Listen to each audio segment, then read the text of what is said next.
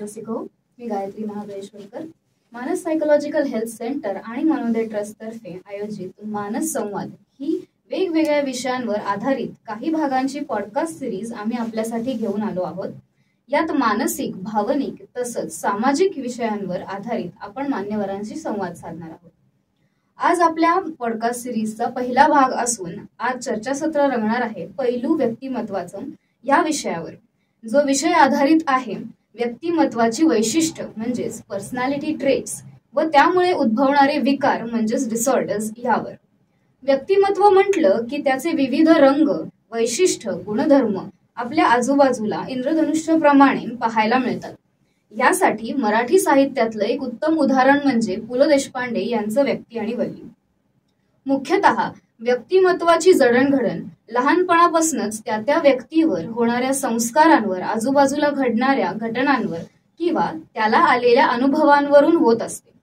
तर अशा या व्यक्तिमत्वाच्या विविध पैलू आपण या चर्चासत्रेतून उलगडणार आहोत. या विषयावर संवाद साधण्यासाठी आज आपल्या बरोबर उपस्थित आहेत मानस सायकोलॉजिकल हेल्थ सेंटर व मनोदय ट्रस्टचे संचालक, अध्यक्ष आणि मनोविकार तज्ज्ञ डॉक्टर अद्वैत पाध्ये व क्लिनिकल सायकोलॉजिस्ट प्रथमेश जोशी. तर यांच्या दोघांचं मी स्वागत करून आपण चर्चासत्रेला सुरुवात करूया पहिल्या प्रश्नाने. तर पहिला प्रश्न मी डॉक्टरांना विचारू इच्छिते की व्यक्तिमत्वाची व्याख्या काय व व्यक्तिमत्व कसे घडते. आताच तू कार्यक्रमाची इंट्रोडक्शन करताना जे उदाहरण दिलंस की पु ल देशपांड्यांच्या व्यक्ती आणि वल्लीचं, तर ते खूपच छान उदाहरण आहे की त्या वेगवेगळी व्यक्तिमत्व त्या पुस्तकात आपल्याला भेटत असतात. तर आणि असं म्हटलेलंही आहे की पिंडे पिंडे मतीर भिन्ना, त्या व्यक्ती तितक्या प्रकृती असं आपण म्हणतो. त्यामुळे प्रत्येकाचं व्यक्तिमत्व हे वेगवेगळं असतं. म्हणजे किती अगदी जुळी भावंड असतील तरच कदाचित त्यांची व्यक्तिमत्व थोडी सेम असू शकतात, परंतु अदरवाईज कितीही सख्खी भावंड असली तरी सुद्धा प्रत्येकाचं व्यक्तिमत्व हे वेगवेगळं असतं. तर व्यक्तिमत्वाची व्याख्या जर करायची झाली तर व्यक्तिमत्वाचं म्हणजे व्याख्या अशी करता येईल की आपलं जे वैचारिक म्हणजे आपले विचार, आपल्या भावना आणि आपलं वर्तन याचा जो सगळ्याचा एक आकृतीबंध असतो, त्याच्यातलं जे सातत्य असतं आणि त्या सातत्यामुळे त्या व्यक्तीचं जे आयुष्याशी किंवा आयुष्यातल्या सगळ्या गोष्टींशी समायोजन किंवा ऍडजस्ट करण्याचं जे त्याचं टेक्निक आहे किंवा तंत्र आहे ते जे डेव्हलप होतं, त्याचं सगळ्याची गोळाबेरीज म्हणजे व्यक्तिमत्व आहे. म्हणजे आपण जसा विचार करतो तसं आपल्या तशा भावना मनात येतात, तसंच आपलं वागणं होत असतं. तर याचा एक आकृतीबंध आपला पॅटर्न तयार होत असतो आणि तो एक विशिष्ट पॅटर्न असतो की जो पॅटर्न घेऊन आपण आयुष्याशी वेगवेगळ्या गोष्टी, आयुष्यातल्या वेगवेगळ्या घटनांशी ऍडजस्ट करत असतो, प्रसंगांशी ऍडजस्ट करत असतो. हा जो एक विशिष्ट पॅटर्न एखाद्या व्यक्तीचा तयार होतो तो त्याला व्यक्तिमत्व असं म्हणता येईल. आणि तो बराचसा एक स्टेबल असतो. एकदा डेव्हलप झाल्यानंतर तो स्टेबल किंवा स्थिर असतो. कदाचित बऱ्याच काळ झाल्यानंतर त्याच्यामध्ये थोडाफार बदल होत असतो. मी असं म्हणतात की लग्नाला 25-30 वर्ष झाली तरी माझ्या जोडीदाराचा स्वभाव मला काही कळला नाही, काही व्यक्तिमत्व कसं आहे हे अजूनही मला उलगडलेलं नाहीये. त्याच्यामुळे एखाद्या व्यक्तीचा पूर्ण स्वभाव कळायला किंवा पूर्ण व्यक्तिमत्वाची ओळख व्हायलाही खूप वेळ लागत असतो, हे तर नक्कीच आहे. आणि व्यक्तिमत्व बदलू सुद्धा शकतं. म्हणजे असं होऊ शकतं की ते थोडेफार बदल होऊ शकतात की समजा एखाद्या 2 पती पत्नी एकत्र राहत असतील आणि पतीचा स्वभाव किंवा व्यक्तिमत्व असं असेल की तो फार अगदी सगळा शिस्तशीर किंवा असा असेल आणि बायको थोडीशी सुरुवातीला जर म्हणजे काय एवढी शिस्तशीर नसेल, काही वर्षानंतर त्या दोघांमधलं ऍडजस्टमेंट, त्या दोघांमधलं जर इंटरपर्सनल रिलेशन खूपच छान असेल तर काही वर्षानंतर त्याचं उलट झालेलं दिसू शकतं की नवरा आता खूप वेंधाळा झालेला आहे आणि बायको जी शिस्तबद्ध झालेली आहे. तर असेही बदल झालेले आढळून येऊ शकतात. आता मी तुम्हाला प्रश्न विचारू इच्छिते की व्यक्तिमत्वाचे वैशिष्ट्यांचे प्रकार काय असू शकतात किंवा त्यांची वैशिष्ट्य आपण म्हणू शकतो की काय काय असू शकतात. व्यक्तिमत्वाची वैशिष्ट्ये ही विविध प्रकारे त्याची मांडणी आपण म्हणू शकतो केली गेलेली आहे की ज्याच्यामध्ये व्यक्तिमत्वाची वैशिष्ट्ये ही प्रत्येकामध्ये असतात. ती वेगवेगळ्या स्वरूपात आणि वेगवेगळ्या काय म्हणतो ना गोष्टीतून आपल्या समोर येत असतात. आणि त्यामध्ये आपण ज्याला म्हणूया की काही वेळेला त्या वैशिष्ट्यांच्या प्रभावामुळे किंवा आजूबाजूच्या घटनांवरनं किंवा त्याला आलेल्या अनुभवांवरचा परिणाम त्या व्यक्तिमत्वाच्या त्या वैशिष्ट्यांवरती होत असतो किंवा त्या ट्रेट्सवरती होत असतो की पुढे जाऊन त्यांचं रूपांतर हे डिसऑर्डर किंवा विकारामध्ये होऊ शकतं. सो अशी काही पर्सनॅलिटीची किंवा व्यक्तिमत्वाची वैशिष्ट्ये जी आहेत जी विकारांच्या कॅटेगरीमध्ये मोडली जातात.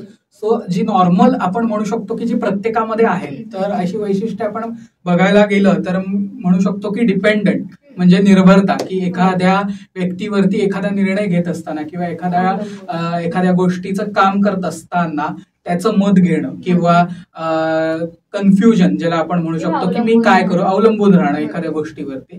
सो ही गोष्ट की डिपेंडन्सी ही प्रत्येकामध्ये वेगवेगळ्या पद्धतीने दिसून येते.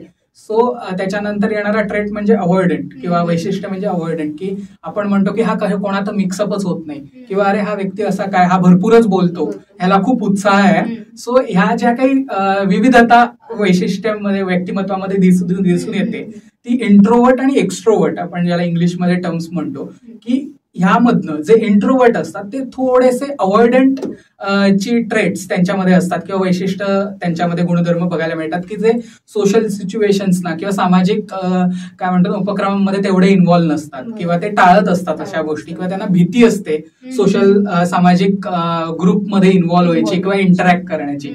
सो हा अवॉइडंट ट्रेट झाला, पण त्याला आपण आजारात पुन्हा कॅटेगराईज करता येणार नाही या प्रकारचे. किंवा आता मी म्हणू शकतो की हिस्ट्रॉनिक पर्सनॅलिटीचा ट्रेट एक आहे ज्याच्यामध्ये ती लोक फार मी म्हणेन अटेन्शन सीक करायला बघतात की माझ्याकडे सगळ्या लोकांचं लक्ष झालं पाहिजे, मग त्यांना त्यांचा फिजिकल अपिअरन्स फार महत्वाचा असतो. सेकंड पुढचा ट्रेट म्हणजे नॅरेसिस्टिक, ज्याच्यामध्ये मीपणा किंवा सेल्फ वर्थ ला जास्त ओव्हर व्हॅल्यू दिली जाते की माझ्यामुळे हे घडलंय, माझ्यामुळे अमुक घडलंय, माझ्यामुळे तमुक घडलंय. त्याच्यानंतर मी म्हणू शकतो जसं मगाशी डॉक्टरने उल्लेख केला की वेगवेगळ्या गोष्टींचा परिणाम एकमेकांवरती जेव्हा काय म्हणतो ना इंटरपर्सनल रिलेशनशिपमध्ये पडत असतो की एकमेकांची व्यक्तिमत्वाचे वैशिष्ट्य देखील काय म्हणतो ना होणारे बदल आपल्याला बघायला मिळू शकतात काही काळानंतर. तशाच प्रकारे मी म्हणू शकतो की त्याचा कुठेतरी इम्पॅक्ट त्या वर्तनावरती त्या व्यक्तीच्या पडत असतो.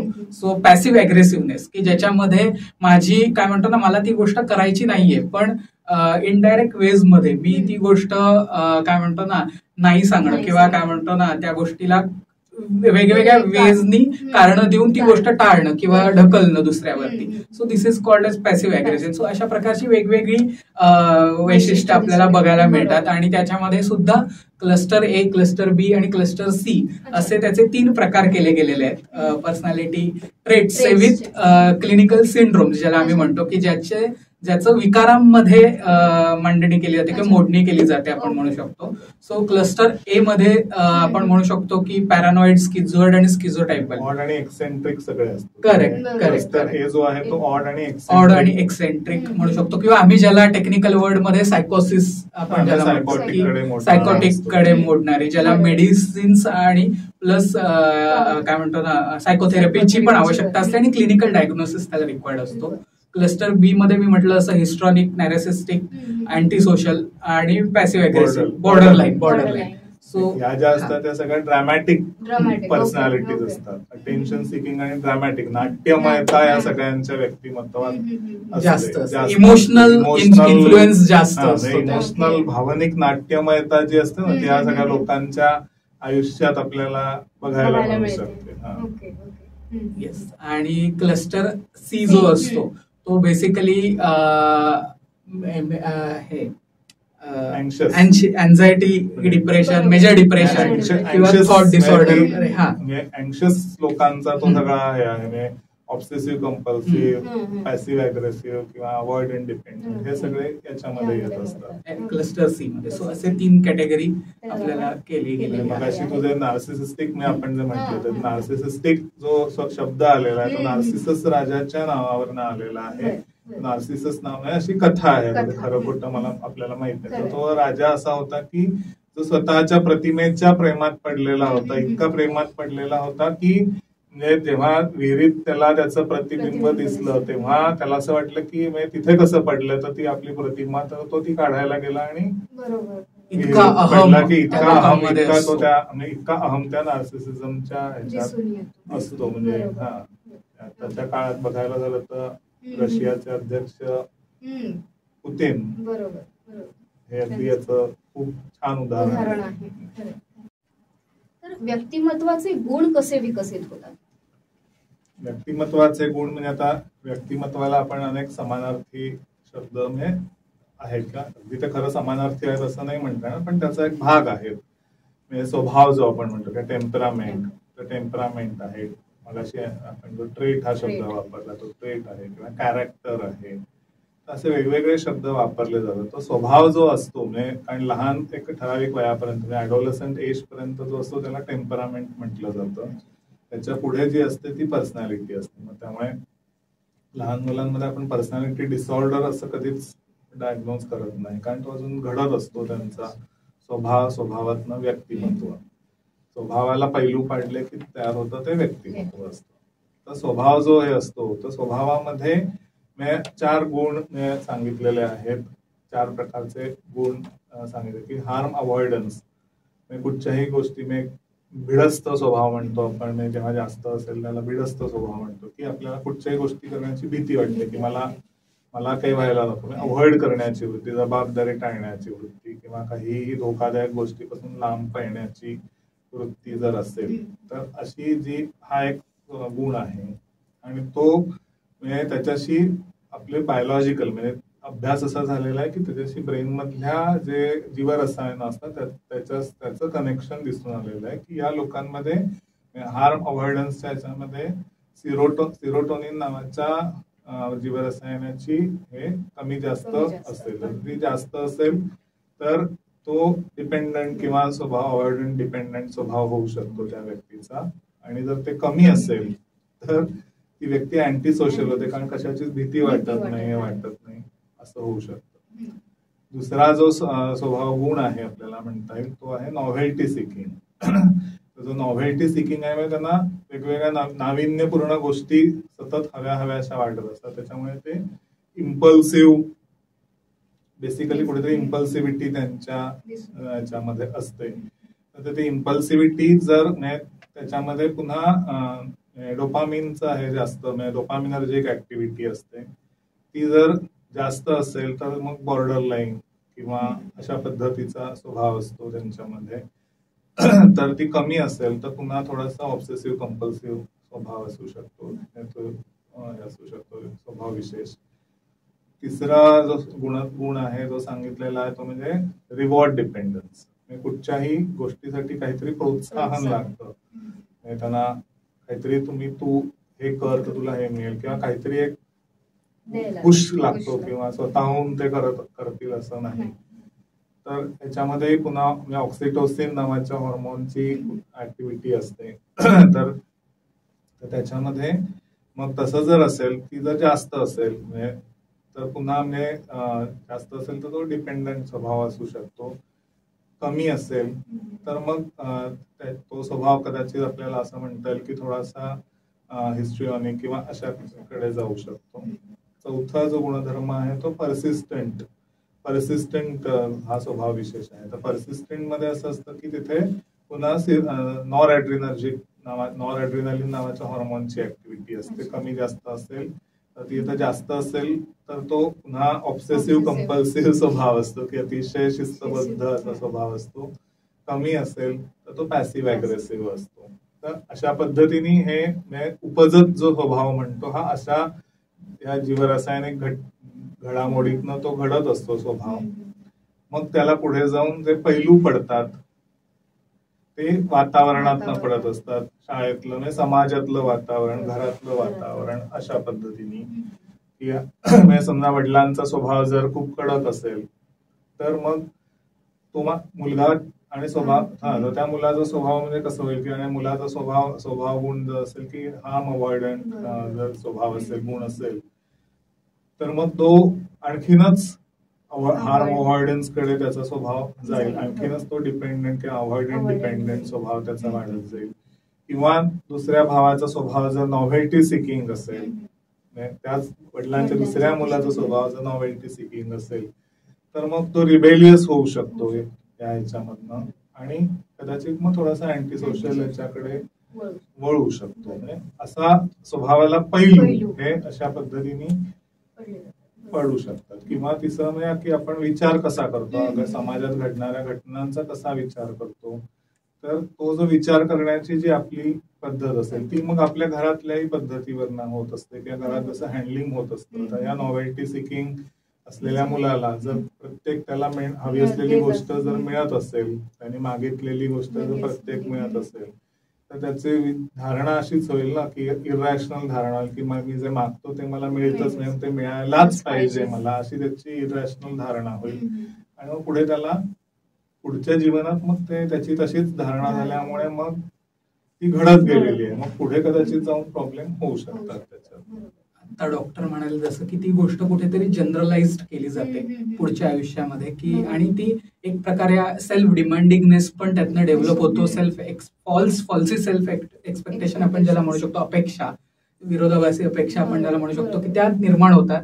आणि जसं आतापर्यंत मला मिळत गेल्यात गोष्टी डॉक्टर म्हणाले, तसं मग तो समाजाकडनं पण अपेक्षा ठेवायला लागतो आणि त्याचं रूपांतर मग कुठेतरी विकारामध्ये होतं. आणि हे अर्थात मी म्हणेन की त्या व्यक्तीच्या कुटुंबामधल्या लोकांनी लक्ष ठेवण्याची गरज आहे की ते कुठेतरी प्रमाण वाढत चाललेलं नाहीये ना, आणि त्याचं कुठेतरी त्याचा परिणाम आजूबाजूच्या सगळ्या घटनांवर होत नाहीये त्या वैशिष्ट्यांचा. तो anti social personality, anti social behaviour, personality अगदी नाही झाली तरी अँटी सोशल बिहेवियर, मग त्याच्यातनं कुठेतरी ऍडिक्शन, आणखीन गोष्टी होऊ शकतात. किंवा अवॉइडंट डिपेंडंट मधनं एखाद्या व्यक्तीला डिप्रेशन पण येऊ शकतं की काहीच नाही आता, की बस आता काहीच नाही करायचं, किंवा lack of interest, lack of initiative, या गोष्टी सुद्धा होऊ शकतात. सो त्याच्या बाबतीत लक्ष ठेवणं आणि त्या कुठे इम्बॅलन्स बाकीच्या गोष्टी होत नाहीयेत हे आढावा घेणं कुटुंबाची जबाबदारी आहे.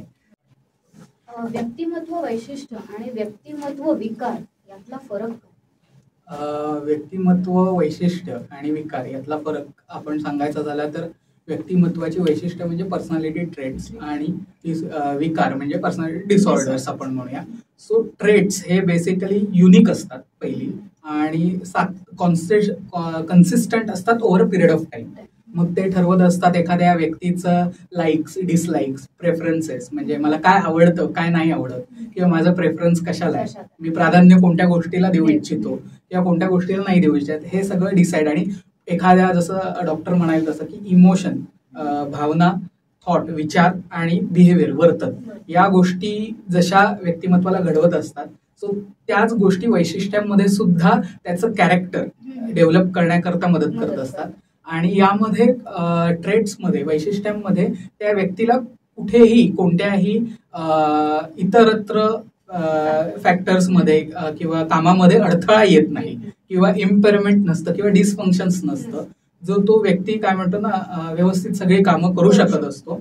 आणि पर्सनॅलिटी विकारांच्या बाबतीत म्हणायचं झालं तर त्या गोष्टी ह्या आजूबाजूला घडणाऱ्या घटनांवरनं, त्याला आलेल्या अनुभवांवरनं त्या डेव्हलप होत असतात. आणि त्याला त्यांच्याकरता क्लिनिकल डायग्नोसिस इम्पॉर्टंट असतो, की जो आम्ही ICD-10 किंवा DSM-5 प्रमाणे तो डायग्नोसिस केला जातो, ज्याच्यामध्ये भरपूर सारे डिसऑर्डर्स आणि त्याची लक्षणं काय असावीत आणि किती त्या लक्षणांचा कालावधी किती मर्यादेपर्यंत तो दिसून आला पाहिजे, ह्या सगळ्या गोष्टी ज्याच्यामध्ये दिल्या असतात, ज्याला डायग्नोस्टिक स्टॅटिस्टिक मॅन्युअल, ज्याचं व्हर्जन आता 5 चालू आहे, आणि ICD-10 म्हणजे इंटरनॅशनल क्लासिफिकेशन ऑफ डिसऑर्डर्स, तर त्याचं व्हर्जन आता 10 चालू आहे. सो या गोष्टींमधनं त्याला डायग्नोज केलं जातं. काही वेळेला असेसमेंट, सायकोलॉजिकल असेसमेंट, टेस्टिंगच्या स्वरूपात त्याला असेस करून ते आपण बघू शकतो की त्याला तो आजार आहे का नाहीये. सो आणि यामुळे त्याच्या डेली फंक्शनिंगमध्ये इम्पेअरमेंट येतं विकारांमुळे, म्हणजे तो व्यवस्थित काय म्हणतो ना, त्याच्या नातेसंबंधांमध्ये किंवा त्याच्या वर्क लाईफमध्ये किंवा त्याच्या इतर रुटीनाइज लाईफमध्ये अडथळे निर्माण होतात किंवा त्याला डिफिकल्टी जाऊ शकते डील करायला. आणि या सगळ्याच, आणि ट्रेट्स बेसिकली आपण म्हणूया की मगाशी मी म्हटलं त्याप्रमाणे की प्रत्येकामध्ये आहेत स्वभाव वैशिष्ट्य. सो ही स्वभाव वैशिष्ट्य 5 फॅक्टर्स वरती अवलंबून असतात, ज्याला आम्ही ओशियन म्हणतो. ओपननेस टू एक्सपिरियन्स, एक्स्ट्रोव्हर्जन, ॲग्रीएबलनेस, न्यूरोटिसिझम आणि कन्सायसनेस बेसिकली. सो विवेक बुद्धी, जसं डॉक्टर म्हणाले तसं की ओपननेस टू एक्सपिरियन्स मध्ये तो व्यक्ती वेगवेगळ्या गोष्टी एक्सप्लोर करू इच्छितो. नवीन गोष्टींना त्याचा कल जास्त असतो शिकण्याचा किंवा ती गोष्ट एक्सप्लोर करण्याचा. त्याच्यानंतर कन्शायसनेस मध्ये मी म्हणेन तो अवेअर असतो किंवा काय म्हणतो ना, डिपेंडंट असतो एखाद्या गोष्टीवरती काम करण्याच्या बाबतीत. किंवा एक्स्ट्रोव्हर्जन मध्ये आपण म्हणूया की तो फारच सोशिएबल पर्सन असतो, सगळ्या गोष्टींमध्ये मिळून मिसळून त्याला राहायला आवडतं. त्याच्यानंतर न्यूरोटिसिझम मध्ये आपण म्हणू शकतो की ज्याला थोड्याशा काय म्हणतो ना, नकारात्मक भावना येतात, ज्याच्यामध्ये तो भीती किंवा नैराश्य या गोष्टींचा अनुभव त्याला येऊ शकतो. आणि अजून एक फॅक्टर राहिला ॲग्रीएबलनेस म्हणजे तो फार जुळवून घेऊ शकतो लोकांची, सहज ॲग्री होऊ शकतो.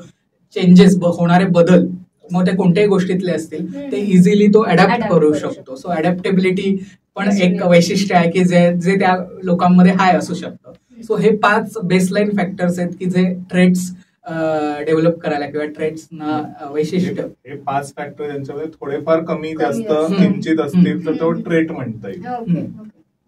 त्याच्यामुळे कसं असतं की थोडेफार क्वचित जे विशेषतः दोष असतील, त्या दोषाकडे जाणार असतील, थोडे कमी असतील, तर मग त्यांना ऍडजस्टमेंटचे थोडेफार प्रॉब्लेम्स क्वचित मधून येऊ शकतात.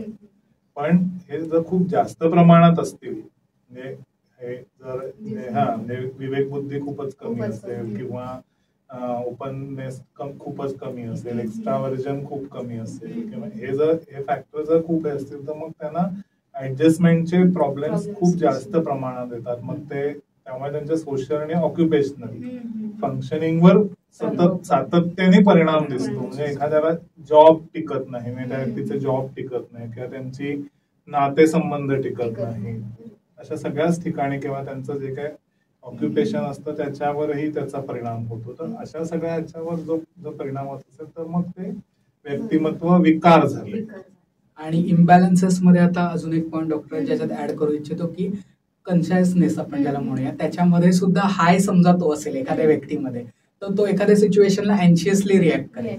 आणि तो समजा लो असेल तर तो चिडचिडपणा करून किंवा राग दाखवून त्या गोष्टीशी डील करेल. सो हे काय म्हणतो ना, बॅलन्स असणं 5ही फॅक्टर. खूप एक्स्ट्राव्हर्जन असेल तरी ते काही काहीला प्रॉब्लेमॅटिक करू शकतं आणि खूप इंट्रोव्हर्जन असेल तरी पण इंट्रोवर्ट असेल म्हणजे अंतर्मुख असेल पण ठीक आहे, म्हणजे जेव्हा गरज आहे अगदी एरवी तो लोकात मिसळत नाही, पण थोडं काय घरात लग्न आहे तर तेवढ्या पुरतं मिसळतोय, कामाच्या ठिकाणी तो सगळ्यांशी जे काय आवश्यक तेवढं बोलतो आहे, कामापुरतं तरी सगळ्यांशी व्यवस्थित छान तो सगळं करतो. तर ऍडजस्टेड इंट्रोवर्ट आहे. म्हणजे असं जे असतात की तो त्याच्यामुळे तुमचा जो ऍडजस्ट करण्याची कपॅसिटी किती आहे त्याच्यावरून तो ट्रेट आहे का डिसऑर्डरकडे जातो आहे ते ठरवतात. भावनिक विकारांमध्ये व्यक्तिमत्वाची वैशिष्ट्य आणि भूमिका काय असू शकते? आता कुठचाही भावनिक विकार जो घेतो, कारण मगाशी मी सांगितलं की जसं म्हणजे व्यक्तिमत्वाची व्याख्या करताना सो त्याच्यात आपण भावना, विचार आणि विचार, भावना, वर्तन हे खूप महत्वाचं तिघही याचा सगळ्याचा एकत्रित मिळून आकृतीबंध तयार होतो, पॅटर्न एक तयार असतो आणि त्याच्यातनं त्याचं व्यक्तिमत्व घडत असतं किंवा त्याची ऍडजस्टिंग कपॅसिटी पण बघितली जात असते. तर आता हे जर स्वभाव दोष जर असतील किंवा ट्रेट्स जे आपण म्हटलं ते जर असतील किंवा डिसऑर्डर असतील तरी ट्रेट्स असतील तरी थोडाफार इफेक्ट घडू शकतो. डिसऑर्डर असेल तर त्याचा आणखीन परिणाम होऊ शकतो. म्हणजे आता असं आहे की एखाद्या व्यक्तीचा स्वभाव जसं आपण म्हटलं की डिपेंडंट स्वभाव आहे, डिपेंडंट थोडासा ट्रेट्स आहेत त्याच्यामध्ये. तर मग अशा व्यक्तीला एखादं नवीन काम दिलं आणि ते पहिल्यांदाच अशा प्रकारचं प्रोफाईल त्या व्यक्तीला मिळालेलं आहे, तर मग त्या व्यक्तीला खूप त्यावेळेला तो स्ट्रेस येईल, दबाव जाणवतो. तो बराच काळ जर टिकून राहिला तर थोडाफार त्याच्यातनं अँझायटी, डिप्रेशन येऊ शकतं. पण तो डिपेंडंट ट्रेट असेल तर तो थोडाफार म्हणजे त्याच्यातनं थोडाफार त्या व्यक्तीला जर त्या दृष्टीने थेरपी दिली तर तो पटकन त्याच्यातनं थोडेफार स्वतःमध्ये चेंजेस करू शकेल आणि बाहेर येऊ शकेल. पण जर डिसऑर्डर असेल म्हणजे अवॉइडंट डिपेंडंट अगदी डिसऑर्डरचा इतकं हे असेल तर मग अशा व्यक्तीचा तो स्वभाव का ऑलरेडी त्याचा ऍडजस्टिंग कपॅसिटी खूपच कमी असते. अशा व्यक्तीला म्हणजे बाहेर काढणं ह्याच्यातनं हे जरा जास्त खूपच कठीण आहे. त्या व्यक्तीच्या एक तर खूप काळ ती थेरपीत लागू शकते, तितकं काळ ती घेण्याची त्या व्यक्तीची तयारी पाहिजे. आणि दुसरं असं असतं की जेव्हा इतकं माल ऍडजस्टेड हे असतं व्यक्तिमत्व असतं तेव्हा ऑलरेडी त्यांची हे ऍक्सेप्ट करण्याची हे पण क्षमता पण कमी असते. किंवा दुसरं उदाहरण द्यायचं झालं तर स्किझोफ्रेनियाचा विकार आहे आणि त्याच्या जोडीला आणखीन जर नार्सिसिस्टिक स्वभाव असेल किंवा तर मग काय होतं की अशा व्यक्ती स्किझोफ्रेनियामध्ये कसं असतं की ऑलरेडी कुठेतरी रियालिटी टेस्टिंग कमी झालेलं असतं की मला काय आजार झालाय हेच त्या व्यक्तीला मग ऍक्सेप्ट नसतं. त्यात नार्सिसिस्टिक स्वभाव असेल तर मग अशा व्यक्ती आणखीनच की म्हणजे मला काहीच झालेलं नाही, मला काही होऊच शकत नाही असं जर असेल तर मग ती व्यक्तीला आणखीन ट्रीटमेंटसाठी तयार करणं हे जास्त अवघड काम असतं. त्या झाली तयार तरी ती टिकून राहणं की थेरपिस्टचं किंवा डॉक्टरचं ऐकायलाही पाहिजे ना, ते ऐकलं जात नाही. किंवा त्यामुळे मग हट्टीपणा केला जातो की नाही मी बंदच करा, मला काय आता झालेलं मी बरा आहे, मी आता नाही घेणार औषध, असं पण स्वतःच्या मनाने बंद केलं जाऊ शकतं. त्याच्यामुळे मग ती ट्रीटमेंटमध्ये अडथळे येऊ शकतात. किंवा आणखीन तिसरी जर केलं की बायपोलर डिसऑर्डर असेल म्हणजे त्या व्यक्तीचं ऑलरेडी मूड फ्लक्च्युएशन्स आहेत, म्हणजे कधी मेनिया किंवा हायपोमेनिया होते आणि मग कधी डिप्रेशन, अशा ह्याच्यामध्ये ऑलरेडी त्यांना तो प्रॉब्लेम होतो आहे. आणि त्याच्या जोडीला आणखीन त्या व्यक्तीचा जर स्वभाव दोष हा बॉर्डरलाईन पर्सनॅलिटी असेल तर ते कॉम्बिनेशन आणखीनच खतरनाक असतं. कारण बॉर्डरलाईन पर्सनॅलिटी त्यांची असते, त्यांच्यामध्ये कसं असतं की ते त्या कुठच्याही व्यक्तीला एकदम ब्लॅक अँड व्हाईट मध्ये बघत असतं, रिॲक्शन त्यांचं फार तीव्र असतं. आणि म्हणजे तू जर माझ्या मनासारखी वागली तर तू माझी मैत्रीण, नाहीतर तू शत्रू, असं एकदम टोकाचं हे असतं. ऑलरेडी तिथे टोकाचे मूड फ्लक्च्युएशन होतात, त्या टोकाच्या रिॲक्शन देण्याची जर हे असेल तर मग त्यांच्यामध्ये मूड फ्लक्च्युएशनची शक्यता आणखीन जास्त असते. आणि मग अशा व्यक्तीला ट्रीट करणं किंवा अशा व्यक्तीचे प्रोग्नोसिस म्हणजे त्या बायपोलर डिसऑर्डर मधनं सुद्धा बाहेर पडण्याचा प्रोग्नोसिस हा थोडासा वाईट होऊ शकतो, म्हणजे त्याच्यात प्रॉब्लेम्स येऊ शकतात. डिफरंट मेथड्स काय असू शकतात आयडेंटिफाय करायला की पर्सनॅलिटी ट्रेट आहे का क्लिनिकल डिसऑर्डर आहे? डिफरंट मेथड म्हणण्यापेक्षा आपण म्हणूया की सायकोमेट्रिक असेसमेंट असतात ज्या स्टँडर्डाइज केलेल्या आहेत APA through, American psychiatric association through. So ज्याच्यामध्ये स्टँडर्डाइज टेस्ट आहेत, जसं आपण ब्लड टेस्ट करतो. एखाद्या व्यक्तीला उदाहरण द्यायचं झालं तर एखादा ताप येऊन गेलाय, तर ताप येऊन गेल्यानंतर तो ताप डेंग्यूचा आहे, मलेरियाचा आहे का कसला आहे हे ओळखण्यासाठी त्यांना ब्लड टेस्ट करायला लागते. तशातला प्रकार आहे. आणि तो व्यक्ती जोपर्यंत सांगत नाही मला ताप येऊन गेलाय तोपर्यंत डॉक्टरांना कळणार नाही जोपर्यंत ते टेस्ट करत नाहीये. सो तशाच प्रकार काय म्हणतात मानसिक आजारांच्या बाबतीत देखील होऊ शकतो. सो त्याच्यामुळे ह्या टेस्ट केल्यामुळे आपल्याला काही गोष्टी त्यातनं निदान करण्याकरता सोपं जाऊ शकतं. आणि यामध्ये काही गोष्टी अशा पण आपल्याला लक्षात येऊ शकतात ज्याला आम्ही कोमॉर्बिडिटीज म्हणतो, की दिसताना एक गोष्ट दिसते पण त्याच्या मागे सुद्धा, म्हणजे उदाहरणार्थ सर्दी आहे तर सर्दी बरोबर ताप पण असू शकतो किंवा त्याला विकनेस पण, बॉडीली विकनेस पण आलेला असू शकतो. सो ह्या ज्या काही गोष्टी, तसंच अँझायटी आहे, त्या अँझायटीमध्ये डिप्रेशन पण काही वेळेला असू शकतं किंवा OCD रिलेटेड लक्षणं, सिम्पटम्स पण असू शकतात किंवा इतर पर्सनॅलिटीचा आपण आता जे भाग बघितले, वैशिष्ट्य जी बघितली त्यांच्यापैकी काही विकार दिसून येऊ शकतात त्यामध्ये. सो ही गोष्ट आयडेंटिफाय करण्याकरता पर्सनॅलिटी टेस्ट आहेत. एक MCMI, Millon's clinical multi axial inventory. So त्याची काही व्हर्जन्स आहेत, आता त्याचं लेटेस्ट व्हर्जन 4 चालू आहे. सो ते आपण ऍडमिनिस्ट्रेशन करतो. किंवा दुसरी टेस्ट म्हणजे MMP आहे, मिनेसोटा मल्टीफेसिक पर्सनॅलिटी इन्व्हेंटरी. सो ती पण काही वेळेला ऍडमिनिस्टर केली जाते. त्याचबरोबर काही प्रोजेक्टिव्ह टेस्ट आहेत की ज्याच्यामध्ये जसं डॉक्टर म्हणाले की काही वेळेला सायकोसिस किंवा ती व्यक्ती स्क्रिझोफ्रेनिया या आजारातून समजा जात असेल तर त्याचा वास्तव जगाशी संपर्क थोडासा हललेला असतो. सो त्यामुळे तो रियालिटी टच बघण्यासाठी किंवा तो रियालिटी टच किती आहे किंवा काही अदर गोष्टी त्याच्यामध्ये आहेत का, सो हे सायकोसिस बेसिकली बघण्याकरता सुद्धा काही प्रोजेक्टिव्ह टेस्ट आहेत त्या घेतल्या जातात. किंवा प्रोजेक्टिव्ह टेस्टमध्ये रोशात इंक ब्लॉट टेस्ट जी आहे ती आता मी म्हटलं जसं ह्या गोष्टी बघण्याकरता निदान करण्याकरता घेतली जाते. आणि आणखीन काही प्रोजेक्टिव्ह टेस्ट आहेत ज्याच्यामध्ये थेमॅटिक अप्रिसिएशन टेस्ट आहे, चाइल्ड अप्रिसिएशन टेस्ट आहे, TAT CAT आम्ही ज्याला म्हणतो, ज्या टेस्ट तो व्यक्ती काही लपवू इच्छितोय किंवा त्याला त्या गोष्टी पूर्णपणे सांगता येत नाहीयेत, हाईड झालेल्या आहेत, त्याच्यामध्ये भावना असतील किंवा त्याला आलेले एक्सपिरियन्सेस असतील किंवा त्याला असणाऱ्या गरजा काय आहेत आणि त्या गरजा कोणत्या गोष्टीमुळे अफेक्ट होत आहेत, ज्याला आम्ही नीड आणि प्रेसेस म्हणतो. सो ह्या गोष्टी त्यातनं बाहेर येतात किंवा निदान करायला सोपं जाऊ शकतं आणि त्याला पुढे ट्रीटमेंट करता व्यवस्थितरित्या योग्य ती ट्रीटमेंट मिळून तो लवकरात लवकर त्यातनं बाहेर पडू शकतो. सो ह्या आपण मेथड वापरू शकतो निदान करण्याकरता किंवा त्या व्यक्तीला त्यातनं बाहेर काढण्यासाठी. पर्सनॅलिटी डिसऑर्डर हा ट्रीटेबल आहे का? फारच अवघड प्रश्न आहे. पर्सनॅलिटी डिसऑर्डर म्हणजे जसं मगाशी म्हटलं की पर्सनॅलिटी म्हणजे डिसऑर्डर जे असतं त्या कुठेतरी ती माल ऍडजस्टिंग पर्सनॅलिटी असते. म्हणजे वेगवेगळ्या लेव्हल्सवर ती माल ऍडजस्टमेंट असते आणि त्याच्यात सुद्धा मग ती मान्य करण्याची मी आता वृत्ती मग ऑलरेडी ती की माझ्यामध्ये काही दोष आहे, म्हणजे मुळात माझ्या मनात दोष आहे किंवा माझ्या मनाला काहीतरी त्रास होतोय हे आत्ताशी कुठे लोक आपण ऍक्सेप्ट करायला लागलेलो आहोत. त्यात आणखी माझ्या स्वभावात दोष आहे किंवा माझ्या व्यक्तिमत्वातच दोष आहे हे ऍक्सेप्ट करणं हे आणखी पुढची गोष्ट आहे आणि ती फार कमी जण ऍक्सेप्ट करतात.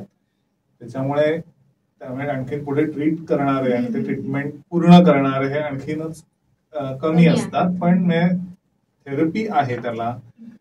फक्त कसं असतं म्हणजे की त्याच्यामध्ये आता ती डिसऑर्डर क्लिनिकल डिसऑर्डर आहे का ती पर्सनॅलिटी डिसऑर्डर आहे हे थोडंसं आपल्याला बघावं लागतं. म्हणजे उदाहरणार्थ जर पॅरानॉइड पर्सनॅलिटी आहे का ती पॅरानॉइड डेल्युजनल डिसऑर्डर आहे का स्किझोफ्रेनिया आहे हे आपल्याला पटकन काही काहीला कळत नाही.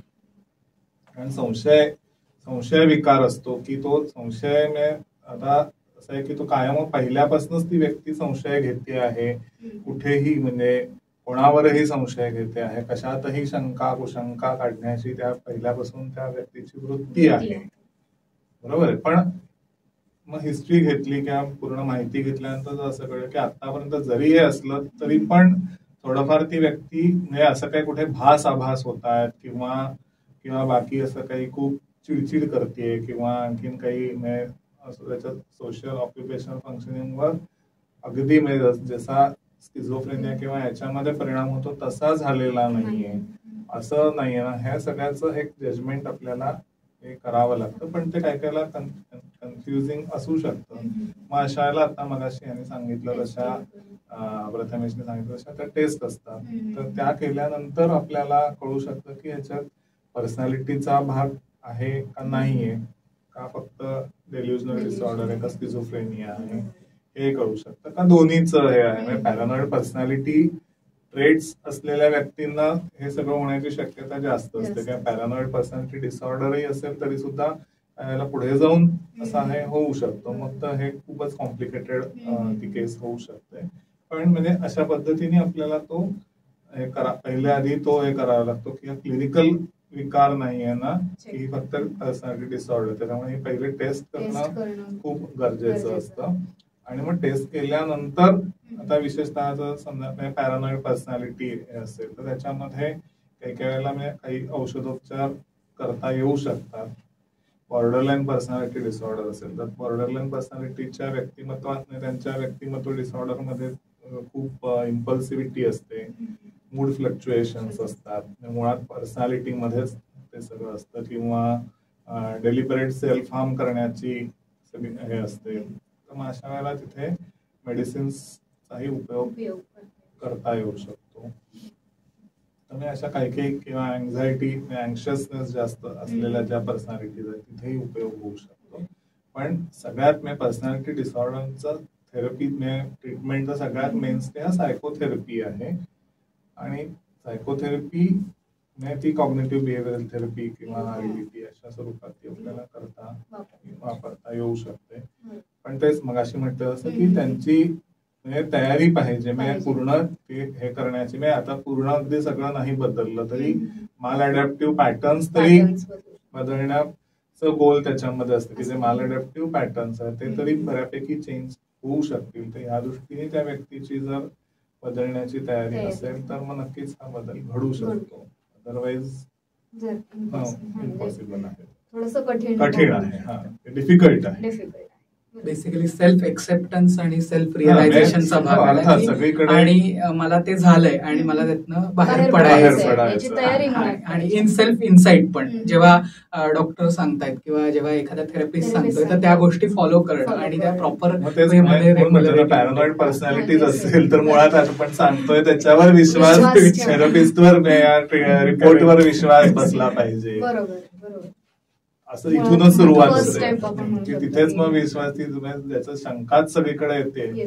रिपोर्टवरही शंका असते की तुम्ही चुकीचाच रिपोर्ट बनवला, मग पुढे काही पुढचा भाग मग तिथेच थांबून जातो.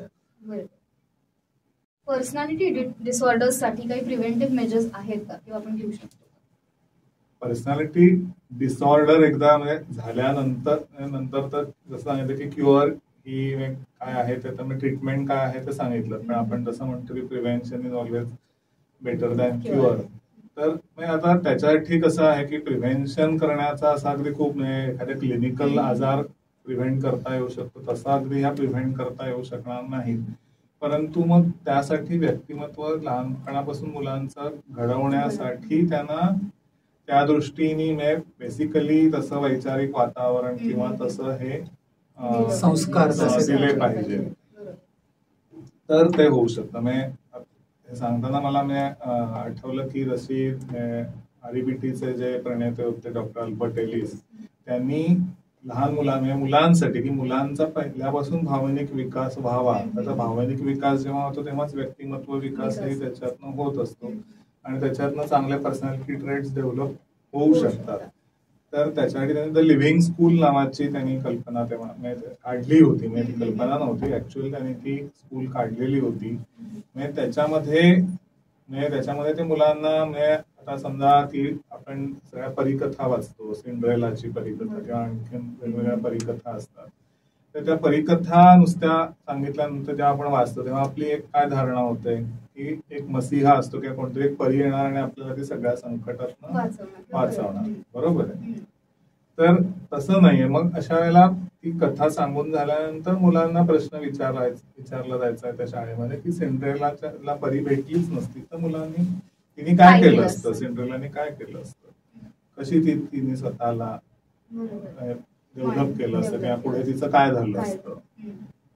आणि खरोखर हा प्रश्न विचारल्यानंतर मुलं खूप छान छान उत्तरं देतात. मी सुद्धा हा प्रयोग एका शाळेमध्ये केला होता. एक सेशन आम्ही घेतलं होतं तेव्हा मी हा केला होता आणि खूप सुंदर सुंदर उत्तरं, अगदी छान रिअलिस्टिक उत्तरं मुलांनी दिलेली होती. आपण जर त्यांना तसं विचार करायला प्रवृत्त केलं तर ती विचार तशी रॅशनली विचार करू शकतात. आणि मग असं जर ट्रेनिंग त्यांना प्रत्येक बाबतीत दिलं किंवा त्यांनी त्या पुस्तकात हे लिहिलेलं की त्या शाळेमध्ये एकदा एक मुलगी ती दिसायला चांगली नव्हती, थोडी आपण जे कुरूप म्हणतो तशा पद्धत तशी होती मुलगी. आणि मग त्या मुलीला सगळी मुलं चिडवायची वर्गातली, त्याच्यामुळे ती हे झालेली खूप उदास एकटी बसायची. मुळात ती थोडीशी इंट्रोवर्ट स्वभावाची होतीच, त्यात ती आणखीन इंट्रोवर्ट झालेली होती. आणि मग तिथल्या टीचर्सच्या लक्षात आलं. मग त्यांनी काय केलं, त्यांनी एक कल्पना केली की वर्गात एक पाण्याची बालदी आणली आणि स्पंज आणला. तो स्पंज त्या बालदीत बुडवला. त्याने आता काय झालंय, पाणी होतं, हा स्पंज कोरडा होता, आता काय झालं तर ते सगळं पाणी स्पंजने ऍब्झॉर्ब केलं. बरोबर आहे. मग टीचरने विचारलं पण मग आपलं माइंड जे आहे, आपलं मन जे आहे ते स्पंज सारखं आहे का? नाही म्हणे, स्पंज ही निर्जीव वस्तू आहे, आपलं माइंड तसं नाही आहे. जर आपलं माइंड तसं नाही तर आपण आपल्या बाजूबाजूला घडणाऱ्या प्रत्येकच गोष्टी ऍब्झॉर्ब केल्या पाहिजेत का?